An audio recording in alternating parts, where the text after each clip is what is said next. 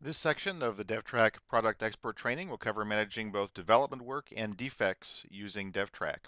We will discuss issue types and multiple workflows, both defect and product backlogs, current development defects versus regression defects, and then filtering the issue list and reports with saved queries. To set up issue types, you simply open the DevTrack project in the DevSuite admin and go to the main description page under the main view GUI design section. You can double click on the type field and create as many issue types as you want. Typically, you'll have bugs, new features, or any other type of issue that you would like to track within your DevTrack system.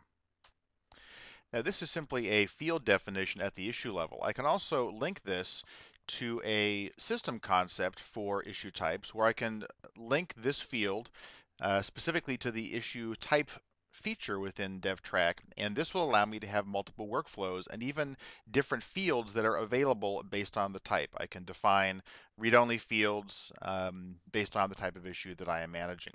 I can also, using our workflow engine, define multiple workflows. I can have a bug workflow and a new feature workflow that are unique based on the type of the issue that has been selected.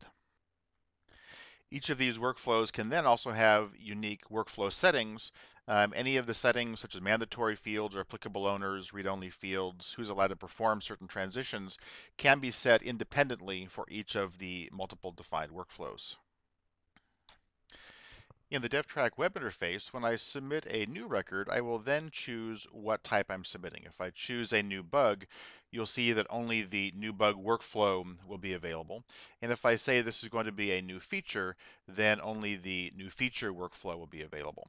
The new records are typically submitted into the backlog. There is a defect backlog and also multiple product backlogs. This allows you to manage all of the new feature development and scheduling separately from the backlog of your new defects.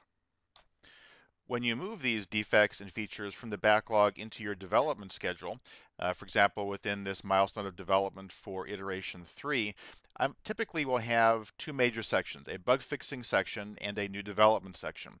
The regression bugs, things that are found for existing features, are typically managed within a general bug fixing folder within an iteration, while a bug may be actually logged against a specific feature if you're currently developing that feature. So all of the work items for a feature that's in development, including the coding as well as the bug fixing for that current feature, are typically tracked within that same subproject tree. I can also easily filter my issue list by simply doing a query. If I click on the query button up here and come down to my type field, I can simply find everything that is a bug and save this query. Once this has been saved, let's call this all bugs. I'll make this a public query.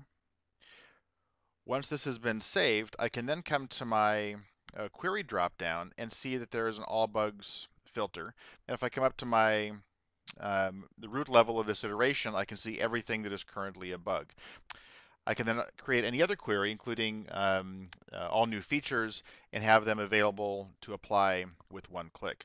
These same queries and filters are available for reporting. So if I want to run a distribution report by current owner, but I want to filter this only for all bugs or all features, I can apply these queries to any of my graphic reports or list reports within DevTrack.